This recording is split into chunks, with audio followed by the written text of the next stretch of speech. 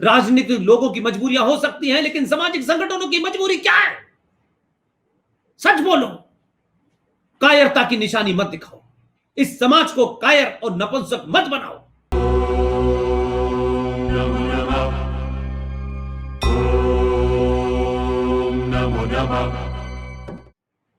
इसलिए मैं कह रहा हूं, सपन दास गुप्ता, एक के बाद आपके एक ट्वीट के बाद मुझे लगा, मैं शायद अपने 3.5 साल में मैंने कभी किसी पार्टी के नेता का नाम नहीं लिया,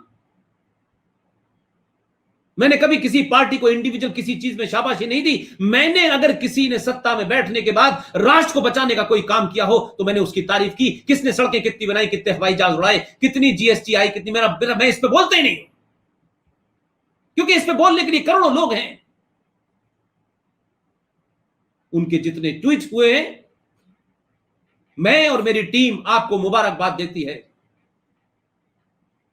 राजनीति अपनी जगह है, लेकिन जिन तथ्यों को आपने कहा, जिन बातों को आपने लगातार कहा कि आप कह रहे हैं कि बंगाल कैलकाटा हाई कोर्ट को इंटरवीन करना चाहिए, आप सुप्रीम कोर्ट से गुहार लगा रहे हैं, लेकिन आपकी पार्टी प्रजातांत्रिक तरीके से इस लड़ाई को लड़ेगी। जो लोग हथियार लेके सर काट रहे हैं, अपने जिहादी उन्मादी उस किताब से प्रेरित होकर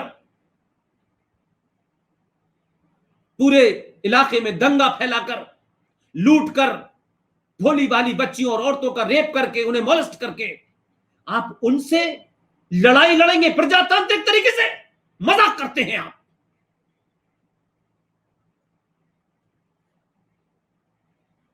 आप सोचिए, आप दिल्ली में आ गए, वो लोग किसके भरोसे छोड़ा आपने? किन लोगों के भरोसे छोड़ के आए आप? क्या आप अगर केंद्र में हैं तो आपकी कोई जिम्मेदारी नहीं है? और क्यों नहीं? हम उत्तर प्रदेश में हैं, आपको वोट दिया, आप दिल्ली में हैं, हमने आपको वोट दिया, और आप कहें कि नहीं आप दिल्ली में हो, यहां हमारा राज नहीं है तो यहां आप मरो, तो यहां रिंकू शर्मा की हत्या होगी तो खामोश। और लॉ एंड ऑर्डर राज का विषय है, तो राज में जिन लोगों ने आपको देश की केंद्रीय सत्ता पर बिठाया है, उनके लिए आपका क्या कार्यक्रम है?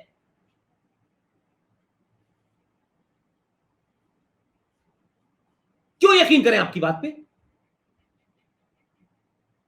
जान जाने के बाद सारा सब कुछ समाप्त हो जाता है। जिसका घर चला गया, जिसकी मां बहन बेटा बेटा मारा गया, उसके लिए कोई पार्टी नहीं होती।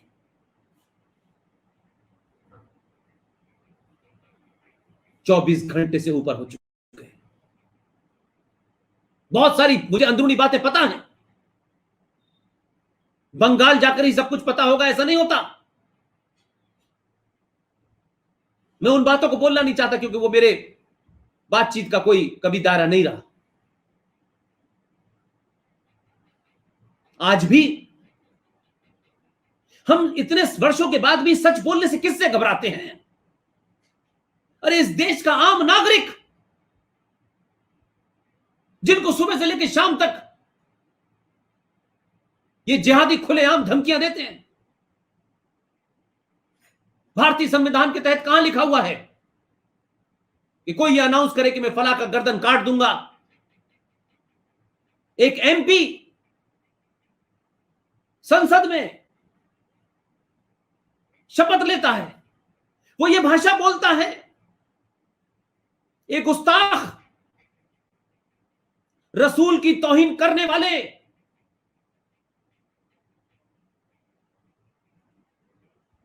तिवारी, तू जहां भी होगा उसे निकाल के लाया जाएगा और इंशाअल्लाह तेरी गर्दन हम काटेंगे अगर हिंदुस्तान की अदालतों ने तेरा फैसला नहीं किया।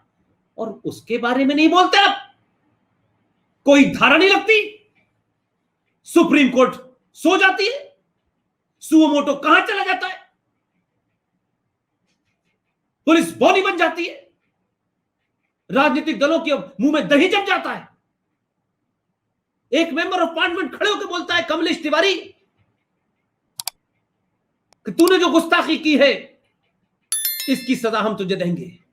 एक 2 कौड़ी का मौलाना, चोर, रेपिस्ट, बच्चों का मोलिस्ट करने वाला, वो कहता है खड़े होकर के शान से टेलीविजन पे कि कमलेश तिवारी तेरी हम गर्दन काटेंगे और 51 लाख का इनाम घोषित करेंगे। वो खुलेआम घूमता है। कहां जाता है इस देश का कानून, कहां जाता है साला ये प्रजातंत्र? किसके लिए है ये प्रजातंत्र और कानून? एक हत्या हो गई, खामोश हो गए। खुलेआम लोग हत्याओं का ये खेल खेला जा रहा है। ये इस्लामिक फतवा नहीं है, न इस्लामिक देश है। ये इस्लामिक फतवा दाढ़ी की याड़ में इस्लामिक गुंडागर्दी है।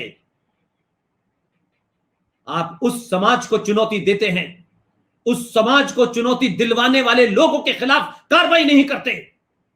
जो समाज हजारों हजारों साल की सभ्यता के बाद एक भी इतिहास में ऐसी घटना नहीं मिलती कि सनातनी हिंदुओं ने किसी का धर्म बदला, सनातनी हिंदुओं ने किसी पर चढ़ाई कर दी।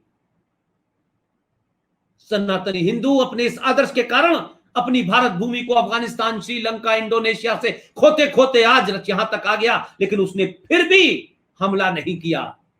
आप चाहते हैं कि यह आदर्शवाद उसका कायरता में बदल जाए?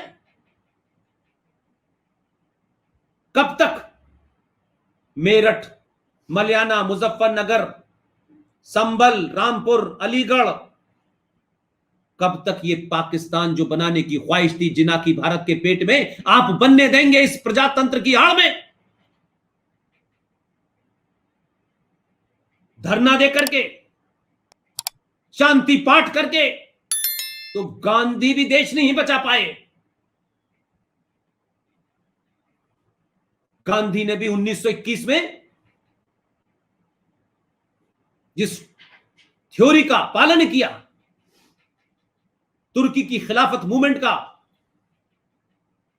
समर्थन किया, यहां के हिंदुस्तान के मक्कार मुसलमान मौलाना जौहर अली, मौलाना मोहम्मद अली जैसे मक्कार, उन्होंने प्रोपेगेंडा किया।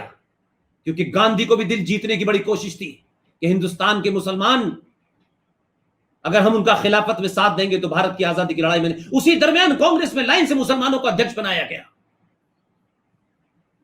जिस 1921 और 20 में इस देश में गांधी दिल जीत रहे थे मुसलमानों का, श्रद्धानंद की हत्या पे चुप्पी साध रखी थी, जिस गांधी ने मात्र 27 साल के अंदर ये देश 2 टुकड़ों में बट गया। दिल जीता था अपने, 11 लाख लोग मारे गए, आपका दिल नहीं भरा। गांधी जी शांति पाठ करने से अगर शांति मिल रही होती तो भगवान कृष्ण को बांसुरी छोड़ करके सुदर्शन चक्र नहीं उठाना पड़ता, भगवान राम को तीर कमान साधना नहीं पड़ता, रावण को खत्म नहीं करना पड़ता। ये कायरता की निशानी है। किसी पे वार मत करो, समझ में आता है, लेकिन किसी के वार का जवाब ऐसा दो कि उसकी नस्लें याद रखें। इस देश को कायर मत बनाओ। बड़े सालों के बाद इस देश ने अपनी पहचान की तरफ, अपनी आस्थाओं की तरफ, अपने सरोकारों पे गर्व करना सीखा है। राजनीति उसका एक छोटा सा अंग है जो सबको बहुत बड़ा लगता है। राजनीति करिए, क्योंकि ये भारत जब तक हिंदू सनातनी बहुसंख्यक है तब तक खूब राजनीति करिए। कश्मीर में राजनीति नहीं होती, केरला में राजनीति नहीं होती, संबल मुरादाबाद में नहीं होती। रामपुर में नहीं होती, अलीगढ़ में नहीं होती, मेरठ मलियाने में नहीं होती, आजमगढ़ में नहीं होती। कहां कहां के नाम गिनाऊं मैं आपको।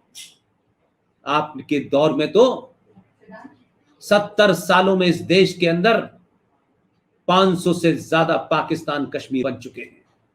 आप उन्हें लोकतंत्र के माध्यम से, संवैधानिक संस्थाओं के माध्यम से आप उन्हें मेन स्ट्रीम में लाएंगे, आप उनका दिल जीतेंगे। ये जिहादी, ये आतंकी जो प्रॉफिट मोहम्मद के न हुए वो आपके होंगे।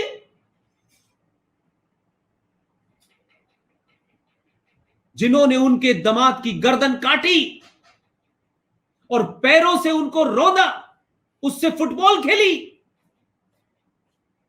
उनकी बेटी की मार मार के पसलियां तोड़ दी। ये बर्बर जाहिल लोगों को आप समझाने आए हैं, आपकी बात सुनने वाले हैं। आप नमूने पालते रहिए दो एक, कुछ लोगों को छोड़ दीजिए जो इधर उधर का मंच बना करके घूम रहे हैं। कुछ नहीं मिलने वाला।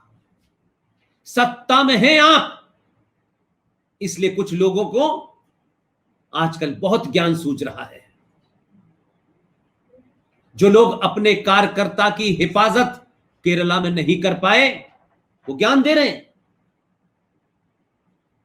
राजनीतिक लोगों की मजबूरियां हो सकती हैं, लेकिन सामाजिक संगठनों की मजबूरी क्या है? सच बोलो। कायरता की निशानी मत दिखाओ।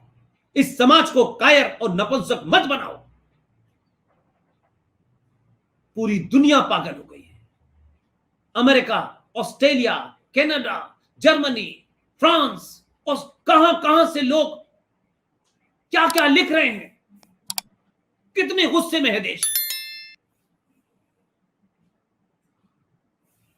किस लिए? क्या सबका राजनीतिक स्वार्थ है?